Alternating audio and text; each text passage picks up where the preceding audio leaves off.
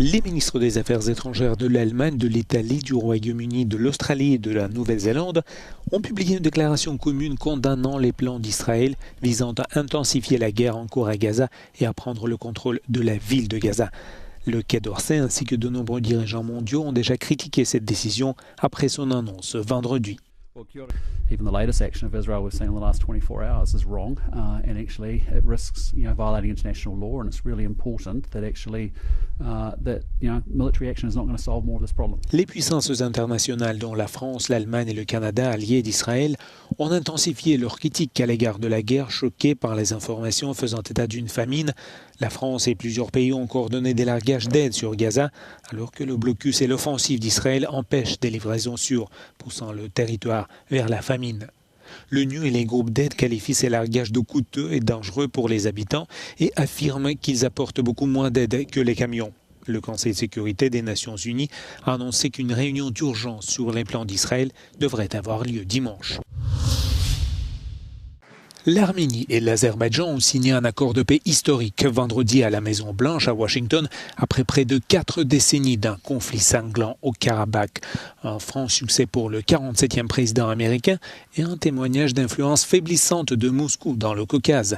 Les deux dirigeants, Ilham Aliyev et Nikol Pachinian, ont tous deux fait l'éloge de Donald Trump qui a facilité l'accord. President Trump brings peace to Caucasus and we're grateful for that.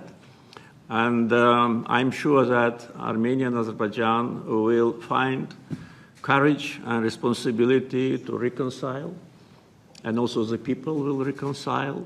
We're laying a foundation to write a better story than the one we had in the past.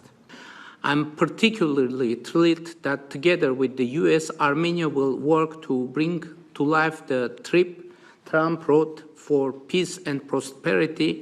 L'Arménie et l'Azerbaïdjan ont convenu de créer un important corridor de transit qui sera baptisé Route Trump pour la paix et la prospérité internationale. Il reliera l'Azerbaïdjan continental et sa région de Nakhitchevan qui borde la Turquie en passant par le territoire arménien.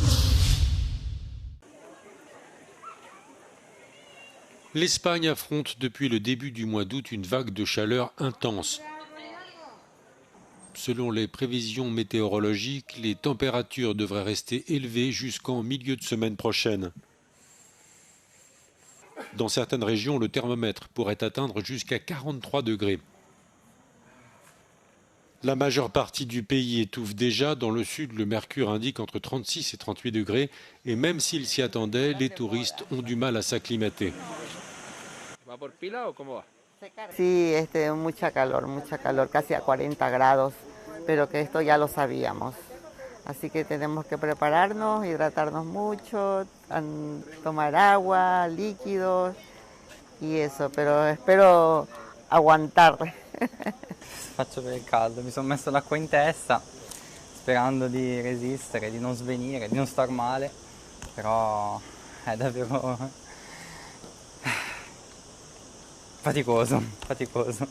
La chaleur vient d'une masse d'air chaud et sec en provenance d'Afrique. La France, l'Italie, le Portugal devraient aussi faire face à des températures élevées dans les prochains jours.